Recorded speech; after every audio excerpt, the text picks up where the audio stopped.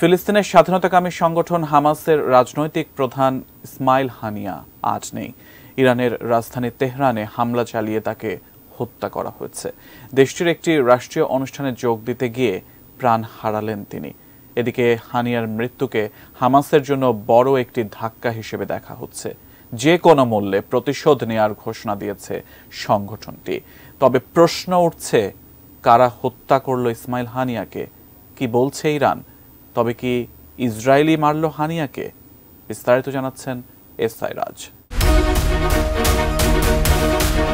ইরানের রাজধানী তেহরানে নিজ আবাসস্থলে এক হামলায় ফিলিস্তিনের স্বাধীনতাকামী সংগঠন হামাসের রাজনৈতিক প্রধান ইসমাইল হানিয়া নিহত হয়েছেন। তবে এখন পর্যন্ত কোনো দেশ বা গ্রুপ তাকে হত্যার দায় স্বীকার করেনি। এরই মধ্যে ইরানের রাষ্ট্রীয় টেলিভিশনের বিশ্লেষকরা এ হামলার জন্য ইসরায়েলকে দোষ দিয়ে শুরু করেছেন।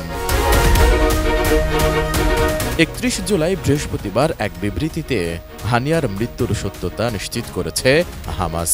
ইরানি মিডিয়ার বরাতে এক প্রতিবেদনে এ তথ্য জানিয়েছে কাতার ভিত্তিক সংবাদ মাধ্যম আল জাজিরা। ইরানের Islamic revolutionary guard corps IRGC এক বিবৃতিতে জানিয়েছে, হানিয়া যে ভবনে অবস্থান করছিলেন সেখানে হামলা চালানো হয়। এতে তিনি ও তার একজন দেহরক্ষী নিহত হন। বিবৃতিতে আরও বলা হয়, ৩০ জুলাই ইরানের প্রেসিডেন্ট মাসুদ পেজেশকিয়ানের শপথ অনুষ্ঠানে যোগ দিতে হানিয়া তেহরানে গিয়েছিলেন।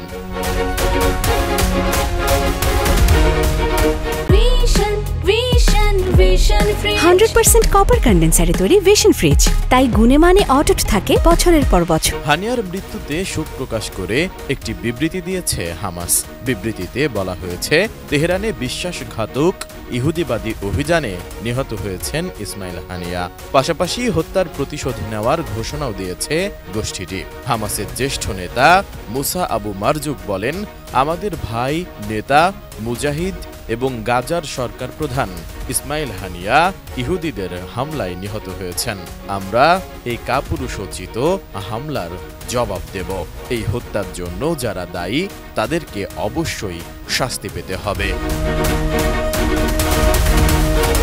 এদিকে হামাসের আরেক জ্যেষ্ঠ নেতা সামি আবু জুহরি সৌদির টেলিভিশন চ্যানেল আল আরাবিয়াকে বলেন, ইসমাইল হানিয়াকে হত্যার মাধ্যমে যে উদ্দেশ্য হাসিল করতে চায় শত্রুরা, তা কখনোই পূরণ হবে না।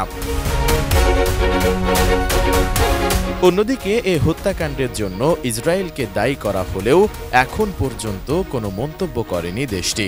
তবে হানিয়ার মৃত্যুতে উল্লাস প্রকাশ করেছে ইসরায়েল। দেশটির হেরিটেজ বিষয়ক মন্ত্রী আমিখাই এলিয়াহু হানিয়ার মৃত্যুর প্রতিক্রিয়ায় বলেছেন, হামাস নেতার মৃত্যুতে পৃথিবী খানিকটা ভালোর দিকে এগিয়ে গেল।